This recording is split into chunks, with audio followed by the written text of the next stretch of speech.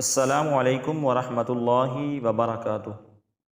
حضرت عبد الرحمن بن عوف رضی اللہ تعالیٰ عنہ بیان کرتے ہیں کہ رسول اللہ صلی اللہ علیہ وسلم نے رمضان المبارک کا ذکر کیا اور تمام مہینوں پر اس کی فضیلت بیان کی۔ پس فرمایا، جس نے رمضان میں ایمان کی حالت میں ثواب کی نیت سے قیام کیا، وہ گناہوں سے اس طرح پاک ہو جائے گا جس طرح آج ہی اپنی ماں کے پیٹ سے پیدا ہوا ہو۔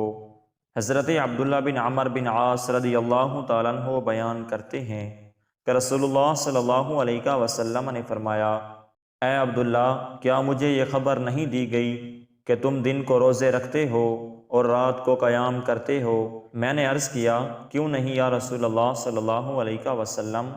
تو آپ نے فرمایا، نہ کرو، روزہ بھی رکھو اور افطار بھی کرو، بغیر روزہ کے رہو، قیام بھی کرو اور سویا بھی کرو، کیونکہ تمہارے جسم کا بھی تم پر حق ہے اور تمہاری آنکھوں کا بھی تم پر حق ہے اور تمہاری بیوی کا بھی تم پر حق ہے اور تمہارے مہمان کا بھی تم پر حق ہے، اور تمہارے لیے یہ کافی ہے کہ مہینے کے 3 دن تم روزے رکھو اور تمہیں نیکی کا 10 گنا اجر ملے گا، اور یہ تمہارے پورے دہر کے روزے ہو جائیں گے۔ میں نے شدت کی اور کہا، یا رسول اللہ صلی اللہ علیہ وسلم، میں قوت پاتا ہوں۔ تو آپ صلی اللہ علیہ وسلم نے فرمایا، اللہ کے نبی داؤد علیہ السلام کے روزے کس طرح تھے؟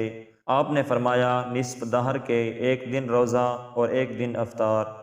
حضرت عائشہ صدیقہ رضی اللہ تعالیٰ عنہ بیان کرتی ہیں کہ حضور صلی اللہ علیہ وسلم مسلسل روزے رکھتے، حتیٰ کہ ہم کہتے، اب آپ افطار یعنی روزہ ترک نہیں کریں گے، اور آپ روزے نہ رکھتے، حتیٰ کہ ہم کہتے، اب آپ روزے نہیں رکھیں گے۔ اور میں نے رمضان المبارک کے علاوہ آپ کو کسی ماہ کے مکمل روزے رکھتے ہوئے نہیں دیکھا، اور نہ شعبان کے مہینے سے زیادہ کسی اور مہینے میں روزے رکھتے ہوئے دیکھا۔